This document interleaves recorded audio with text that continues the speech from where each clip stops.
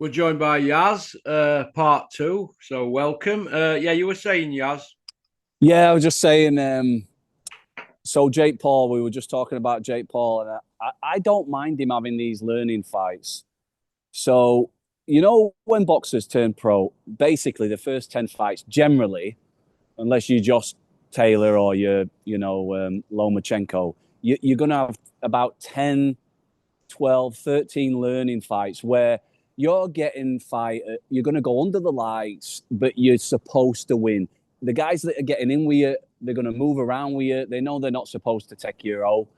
They're going to put it on you a bit, but you're supposed to learn under those lights. So he's not really doing anything that out of the ordinary that boxers do. The problem is he's calling Anthony Joshua out. He's calling Canelo out. He's calling all these fighters out, and it irritates people. But I don't mind him learning. I think what he's doing. I think there's a lot of pluses for the sport, and I think who he is as a person. From what I've heard, he pays people well. He pays them on time. He's doing a lot for the care of fighters. When you see, have you heard about what he's done for that Ben Askren? You know, the MMA fighter. Savannah Marshall has done really well for her. Yeah, Savannah Marshall. But this Ben Askren, who's an MMA fighter, he just recently needed his two lungs. I forget what they call the operation, but it was going to cost 2 million or something. Anyway, Jake Paul's got together. He's put about, I think, 500 grand of his own money in to get this operation paid for. So he's also, it would seem, he's actually got something about him. He's a decent bloke. A little bit like Chris Eubank. I've got a shout out for Chris Eubank Jr. as well when he paid a load of fighters out. You know who didn't get paid from that fight that got cancelled, the first Eubank Ben. Why can't they do that and not tell anybody? Why do they have to tell people when they do it? Because they do it for PR, don't they? It's like Tyson Fury getting around him for 300 people when England are playing in France or whatever it were. Why do it and then want credit for it? Why not go to the landlord and go, yeah? You know what Yeah, I mean? think I would say the reason they're doing it and telling people is to put it on the promoters, put it on the British Board of Boxing, put it on Dana White, put it on these people that are absolutely coining it in and not doing these things. I hope that's why they're telling people about Look it. at Bricktop. When Barry Hearn put Michael Watson and Eubank in for a belt at 168, but he put it in contract the fight at 164. Watson were done after 11 rounds when he emptied tank and he had no left. Now, the surgeon said that other £4 would have made the difference between him being injured and not. Now, Bricktop gave the board a £70,000 gift. Now, we're not saying they did it for favours, are we? Down the line, but they do it to court favours, in my opinion. Otherwise, why do it and why tell everybody you did it? If you do Yeah, it from the goodness of your heart, why not give that money to Watson? See where I'm coming from? Do you know what I mean? So they do it because all that. they want to be seen good in public's eyes. That's what they do it. And for favours down the line, it's been going on since time began in boxing. Since what it is, but Yeah, fair play to Bricktop. The board were bankrupted, weren't they, by Watson because they had to pay him 1 million, didn't they? So they had to sell a building in London, which the same would be worth 40 million now. So they're now working out of a semi-detached house in Cardiff, aren't they? The board now. You see, that's where their head office is. Do you see where I'm coming from? wow. So I think these people do it for PR. I think Eubank did it for PR, and that's just how it goes, I'm afraid. Boxing, isn't it? Cunning like foxes. Not as cunning as White Rhino, though. I'll go on then. Give us what's the latest He's on played Dave. everybody, hasn't he? We're talking about man here walking around with a big belly, getting big paydays. What's going on there? You don't take the sport serious. He's Yeah, played everybody with his Daft Dave routine, only for 10 years now. yeah. He's got more lives than a cat, and he has Dave. He's Cunning like a fair. fox. He's been around everybody. He's had 10 trainers, on he, or 12. Yeah, fair play to him. Fair play to. He's got a good story. That for sure. He's got a good story in What boxing. gambler, and all the rest of it, and depression and weight loss and look, get doing them runs in the morning like everybody else and stop embarrassing the sport. But it's looking like he might be fighting at Sheffield in September, so I want to see who he's fighting. They can't keep throwing Wilder, Parker, and Joshua at him, and then they're going to give him some cream puff. What's all that about? I personally think he'll fight Fisher, but I'm hearing that Fisher's been cozying up to Jamie Moore. What's all that about? Well, him and Dave Allen, on Dave Allen's channel, they've just done a big interview together, sat on a couch. I'm scratching my head at that. If I'm anywhere near Johnny Fisher, I'm saying stay away from him. He's my friend. We're friends. Yeah. I'm proud of him and I'm proud of you. Let's have a group hug. What are they doing? I don't want to see you. Get away from me. That's what I want. Like Dylan White won't be doing that with Joshua, will he? Dave Allen's not Johnny Fisher's friend. He's not. No, is he, man? They're playing the game. It's all bullshit. Yeah, but do you think? I think Johnny Fisher actually thinks it's his friend. Like he thinks, oh, he's my friend. Well, that's only because he's a big dummy, isn't it? Let's have it right. He's like a cyborg, isn't he? Have you ever seen him do an interview with his tie on? Yeah. He popped up on my Instagram feed the other day, advertising some, I think, was it car finance fraud thing? I don't know. They're obviously in it for a pound note as well, aren't they? I've seen his old man on a billboard yesterday. He's everywhere, isn't he? In a pair of underpants, tits hanging out, and lot laid on the settee on M1. Yeah, but Dave Allen's not his friend. Eh? Dave Allen is not Johnny Fisher's friend. I mean, if that's friends in this game. They say they are, but they're not. No, he wants to make sure that if they do fight a third time, he's going to bash him up. That's all it is. If he fights Rhino again, he might end up on slab. But if he goes in with, because that's a money fight and they've got a contract for it. But if Elmer Fudd goes in with some Latvian guy or whatever, like Walter Fury, because old Wally Fury come undone last night, Elmer could get undone. He could quite easily get undone, and then you can forget about the lazy Rhino, can't you? Yeah, well, you know, the Dave Allen, and I've heard Curtis Woodhouse say it, when he spars, he don't spar like he's your friend. He puts it on you. If he sees it's like they used to say about... He just frustrates me because he don't take it serious. Can you imagine how good he could be if he could get down to 17 stone? Well, the thing is, he's always got that story you can tell. Like, it's kind of it's like he don't have to say he gave it his best. He can say, well, you know, if I'd have done this, if I'd have done that. He's not the only one. There's stories of James Toney taking swigs of Coca-Cola between rounds, right? It's like there's something in the mentality where they want to know they didn't give it everything because then they can lie to themselves and say, woulda, shoulda, coulda. Well, it wasn't me best. You didn't beat me best. I don't know. That's the only way I can look at it because... Well, how I look at it is this, right? You see Rhino, yeah. I'm stronger, faster, quicker than a speeding bullet. I had a great camp. I've trained me knackers off. Then they get beaten. They go, well, I didn't really train and all that. And well, if that's true, why did you not say that before? Because they want fucking pain, don't they? And that's what I can't stand, the bullshit. Just say I got beat on night. If you didn't train, it's your own fucking fault, innit? Yeah. And he knows better as well because his dad a boxer and his dad's told him all cheat codes. Yeah. Yeah, so his dad's made mistakes. He's obviously a flawed character from what you see between him and that kind of dynamic. So it's not that Dave ain't got the knowledge. Dave's got all the knowledge. He knows what to do. He just doesn't want to do it. Look, I mean, I'm a former gambling addict. I'll tell you, it's that something for nothing attitude. I don't want to put in the effort, but I want the rewards. And he's found something that works. But as we know, we're pulling his hair out with him because, like Darren Barker said, like Jamie Moore said, he's a lot better than we've ever seen. He's actually a really good boxer. Well, he's a really good. You could say that he's seasoned now, couldn't you? Because he's been in with them all, even though he's been licked by anybody half any good. He's seasoned, and Fisher. In season, Mark Tibbs said, look, you need 3 or 4 more fights before you fight Rhino for a second time. No, this is where we're heading. We're fighting him again. So there you go. So it can't be Mark Tibbs's fault, can it? Do you know what? It looks like he's been given the boot, doesn't it? So yeah. Do you know what would be a good narrative, Russ? Which I wouldn't mind, and it might actually Dave might actually get up for it.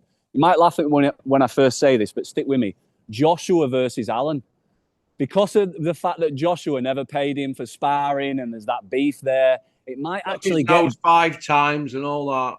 Yeah, and it might get Dave up for it because look, of course he'll get him up for it. He's going to get paid, isn't he? He's going to get paid, but he could also, right now, Joshua's fragile, and Dave could hang in there and then make him quit. He could put it on Joshua. He could make it really uncomfortable, a really uncomfortable night's work for him, and he could maybe stop him. You never know. It's with those silk pajamas of Joshua now. It's going to be, any kind of fight that's resembling hard work, as we saw. He might not fancy it. I don't know. I'd like to see that. That'd be a good fight right now. Joshua versus Allen. Yeah, but they can't put that on at Sheffield because Joshua, it's not big enough, is it, for Joshua? No. So, going to be interesting to see what happens. Turkey, is he turning this sport into a bit of a circus? I'm hearing that, I don't know if this is true, Ricky Hatton, obviously, he's going to be fighting for this WBC Middle Eastern belt. And I'm also hearing that, I don't know if this is true, so I might be wrong because it's just internet, so I've seen on internet. There's going to on about changing the size at ring in one at fights midway through game and all that. People were talking about on one at live chats yesterday, so I don't know if that's true. But are they trying to mess with boxing at the moment? Because we've got this Jake Paul hovering around, and Mike Tyson's fought as a professional, pushing 60-year-old. Ricky Hatton's going to be fighting as a professional. He'll be in his 48th year when he fights in December, if he fights. Is it because a lot of these ex-fighters are seeing the money floating around and they feel, well, this is not right? I mean, even Frotcher's a multi-millionaire, but he feels he deserves a pension fight. And is this stopping the growth of the next generation of kids coming through, do you think? Because fans are having to pay to watch them when we should be concentrating on these kids that are coming through. Yeah, it's a weird one, isn't it? I was thinking about, are they trying to get the fans of Ricky Hatton? Are they trying to get these fans? Are they trying to bring those eyes? But I think I was listening to something you were saying, how Dennis Hobson don't get the credit he deserves because a lot of those fans, Dennis had paid for the band to be in Vegas. And there weren't 30,000 there because Dennis told me personally there weren't 30,000 there. But it sounded like they were because they were attracting a lot of people in the streets to come out and say, what's going on here? And you've got this band from Sheffield walking around with all equipment. Boom, boom, boom. There's only one Ricky Hatton. And Dennis flogged them to death all fight week, all day. They were knackered. They were absolutely shattered.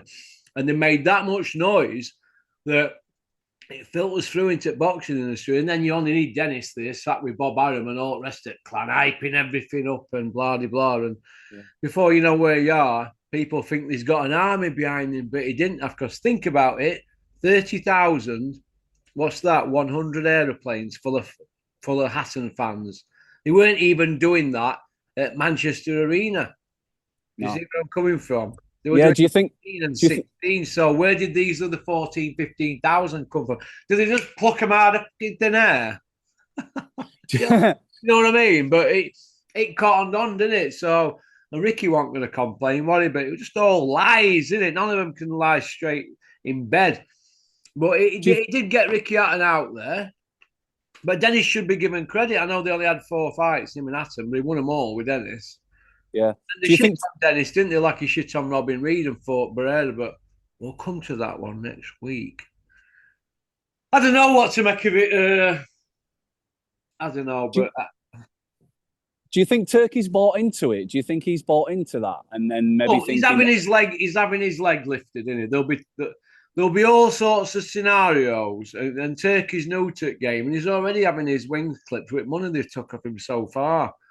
And the guy's obviously loves boxing. He's got more money than sense. So this lot are just going to say anything. I mean, you've even got Bricktop now. I made a note of this one. He's in his interview on TalkSport calling him HET. So what does that mean? Something to His Highness, what do they call Excellence and His Excellency. His Excellency Turkey. He's calling him HET. I mean, they're even giving him nicknames. Now the geezer's probably going, "Oh, I've got a nickname." To me, he's just a bloke with a tea towel on his head, throwing a lot of money at the sport. That's how I look at it. I don't buy into it. I don't want to go out to Saudi, so I can say what I want. Do you know what I mean? Mate, you hit the nail on the head with Frank Warren holding his hand, walking There out, you holding go. his hand. Frank Warren. Would Mate, Frank Warren hold Calla Sauerland's hand? would he hold, We're in a big would show. Frank Calla, let's hold hands.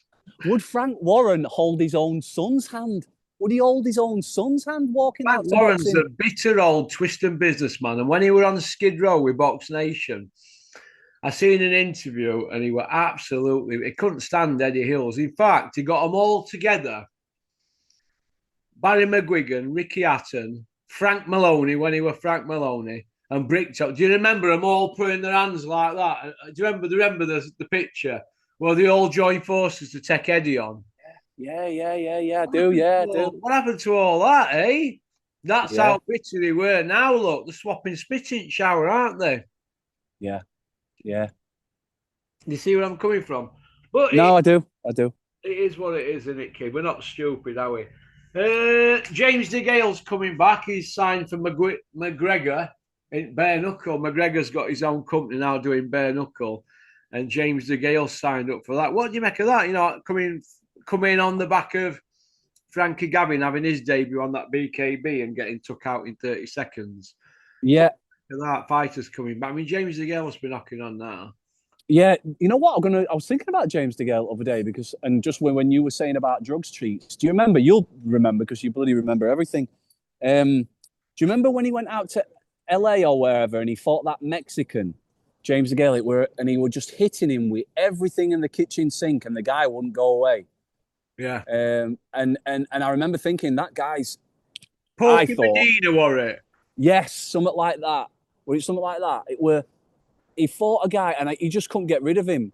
And it was just, I think it was the fight after James DeGale had fought on the undercard of Joshua, finished someone off beautifully, knocked him out. And I remember he hit him with everything, but that fight took a lot out of James DeGale. And I remember thinking that guy's, he seemed like he were on something. He was one of those Mexicans. And I was like, he's never fought like that before. He's never been that. But he took a beating that night. He won it, did DeGale, but he took a beating that night. I don't look. He obviously needs some money. I think that I don't like bare knuckle boxing because of how it makes people look and those kind of flesh wounds. They can say, "Oh, it don't hurt people as much as boxing does, and there's less damage done," but it really marks people up. It tears the face up. I don't think it's a good look. I just don't think it's a good look. You know, we're going to get interviews with Jim McDonald saying, "Beautiful, James, beautiful. What a great fighter. 50-round fighter, James Gale. Beautiful, beautiful." We're going to have that now, aren't we? Jimmy Mack dug up. And I like Jimmy Mack. He's all right. Bricktop, what's disturbed me about the Bricktop and Hills interview, that I keep reverting back to this, is Bricktop said, we didn't really work together back in the day unless it were mandatories. Look, Eddie's been a promoter, 14, 15 years since Audley Harrison, right? Now, they've not put 10 fights on, right? But there's been ample opportunities for them to put on a lot more. Now, that's not one fight a year between them. That's how bad the Cold War was between Queensberry and Matchroom. But the point I want to make is now, all of a sudden, everybody wants to give each other a reach around, don't they? Because there's a few quid to be made. So I can't take people like that seriously. And I don't think people like that are to be trusted, me, in my opinion, because they sell their souls. They're not men of honour. They're men of money. That's it. They sold the souls just like everybody else in this sport. I just want to get your take on that, mate. That's all. Yeah. Well, it does keep coming back to the same thing, doesn't it, Russ? I mean, money talks, bullshit, as they say, walks. And as we said at top of the show on part one, it's all about the bottom line with these characters. They love a pound note, and they don't let their ego get involved. They'll work with anybody they have to. They'll hold anybody's hand that they have to. They like making the money. They like making that Bunsen burner, as we say. So, okay. Do you remember the Usyk fight when he fought Bellew? yeah. Right. When Usyk fought Bellew, I keep hearing off people, and it's annoying me. It's like a boil on my arse that I can't scratch. That Bellew were up winning the fight. Did you have Bellew winning the fight? I had him in the fight. He gassed, didn't he? The first 6 rounds, he was doing enough. Usyk looked like he was going to gas. No, Usyk never looked like he was going to gas. I think what we realised is that Usyk were just he were making him work. He were making him work. Usyk were making him work with his footwork and with his feints. But Bellew was in it. But Bellew gassed because he had to put that much time and effort into his feints, into his footwork, into what he were doing. And a lot of it turned out to be nervous energy because he was, he knew what he was in against. But, I mean, fair play. He went out on his sword, but he knew where he was going.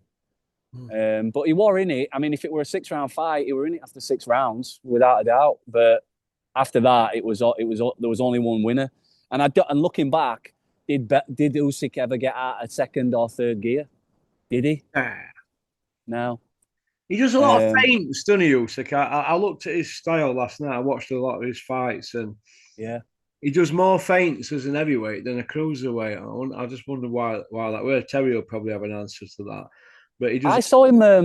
I saw him actually live. I didn't even know who he were at the time. I went to Bernard Hopkins' last fight ever. You know when Bernard Hopkins got knocked out of the ring by Joe Smith Jr.? Yeah. Yeah. I went to the Forum in LA and I went to watch that. I loved Hopkins. I really did. I thought his story and what he did in boxing, amazing. But Usyk were on the undercard for that. And I remember seeing him then. And I remember, I didn't think he was this big guy and he had this style. And I didn't know how good he was at that time. But Usyk's phenomenal. What can you say? Can you imagine if he were British? We'd be all over him, wouldn't we? He'd be knighted now, wouldn't he? Yeah. Because he's got it all, hasn't he? He's got it all. That's why he's learning more English, I think, as well. Because have you noticed he's speaking a lot more English in these interviews? Because he's got the personality too. He says Crawford's best fighter in the world. What do you think to that? Say that again, Russ. You cut out there. He says Crawford's best fighter in the world. What do you think to that? I think that's nonsense. I think he does say a lot of stuff tongue in cheek. And have you noticed when they ask him who'd beat him on these, you see these YouTube shorts or whatever, he always says he'd lose against Mike Tyson or Vitaly Klitschko or whatever. He's like... He deflects it, doesn't he? He deflects it. Yeah, he deflects it. But when I look at Usyk, the reason he's my top guy at pound for pound, he's gone through all Brits, even Joe Joyce with headgear often in a 5-rounder. He's completed boxing, cruiserweight, heavyweight. What is he? European World Olympic gold, WBSS gold. He's done the lot. Out of the 15 losses out of 350 amateur fights, rematched 11.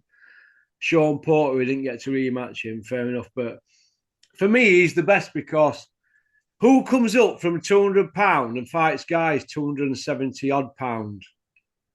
That's like coming up and fighting men that are 5'5" stone, 5.5 stone heavier than you, and half a foot taller with half a foot longer each, up to that length and weight and that. Who's doing that? That's like let's have a look. A cruiserweight fighting a super featherweight. It's like the super featherweight star, Shaka Stevenson, getting in there with Usyk. Usyk going back down to 200 pound and fighting Shaka Stevenson. That's the difference between Fury and Usyk and Shaka Stevenson and Usyk. You see where I'm coming from? That's why he's a giant slayer, isn't he? Come on. I know Crawford has gone up through 3 weight divisions or whatever, but he's not fighting guys at that size, is he? Do you see where I'm coming from? Elite. No, I do. Yeah, I do. No, he's done it all. He's done it.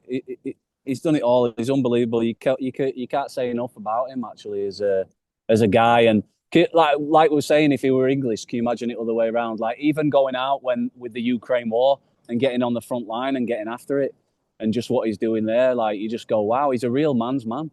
He's got that bit between his teeth and all that. He plays this nice guy. He's a lunatic. He's a serial killer, man. That Usyk, he ain't a night. He's a killer. He's an absolute killer. He will. I think it was Terry who said it on your channel. I listened to it, and Terry was saying he's got that he's got that in him. You can see it where he is an absolute savage. Mm. Like he plays that Mr. Nice Guy and hug you and like all the funny stuff, but no, he's unhinged. He's a killer. That's what he's not only got the sweet science down, he will bite down. You saw it when he had that bad round against Fury. He comes back He had stronger. 3 bad rounds against Fury. The only three Fury really won, didn't he? And he tried different things to get through that, and then he just went through the gears and he's bit down. I remember at the end of that 6th round, and he just went for it, didn't he? After that, Yeah.